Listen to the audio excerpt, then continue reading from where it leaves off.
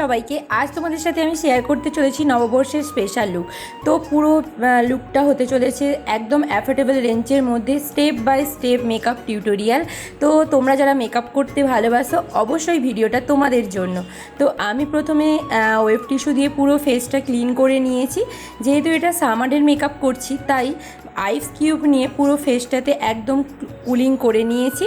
তো এই আইস ব্যাপারটা সামারের দিনে হোক বা রাতে যখনই মেকআপ করো না কেন, এটা প্রথমে করলে মেকআপটা অনেকটা লং লাস্টিং হয়। তারপর আমি টোনার হিসেবে লাভ আর্থের একটা টোনার ইউজ করেছি। আর হ্যাঁ, প্রত্যেকটা প্রোডাক্ট ইউজ করার পর একদম ড্রাই করে নেব। তারপর ময়শ্চারাইজার হিসেবে আমি পন্ডসের জেল বেস একটা ময়শ্চারাইজার ইউজ করেছি। তোমাদের কাছে যা থাকবে তোমরা তাই দিয়েই করো। তারপর প্রাইমার হিসেবে আমি ইউজ করেছি ইনসাইটের একটা প্রাইমার। তো প্রাইমারটাও সেট করে নেওয়ার পর ইনসাইডের একটা কারেক্টার প্যালেট নিয়ে যেখানে যেখানে আমার দাগ ছিল সেই দাগগুলো ঢেকে নিয়েছি। তারপর আমি আর কোনো এখানে ফাউন্ডেশন ইউজ করিনি।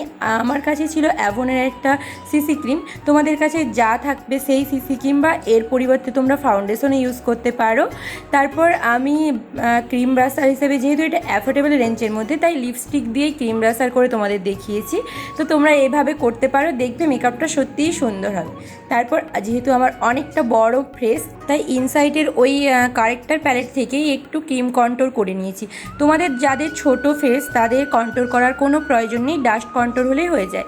তো তারপর আমি সমস্ত মেকআপটা সেট করার জন্য ট্রান্সলুসেন্ট পাউডার হিসেবে পিএসসির একটা পাউডার দিয়ে পুরো মেকআপটা সেট করে নিয়েছি। তারপর আমি চলে গেছিলাম আই মেকআপে। তো আই মেকআপে বেশি কিছু করিনি, জাস্ট একটা কালার নিয়ে পুরো আই মেকআপটা ব্রাউনি ব্রাউনি করে নিয়েছি। আর বলতে পারো তোমরা স্মোকি টাইপেরই। তো তোমাদের যদি এরকম স্মোকি আই পছন্দ হয় তোমরা এরা করতে পারো। তারপর আমি আই শ্যাডেরই একটা ডার্ক ব্রাউন কালার দিয়ে লাইনার পরেছি।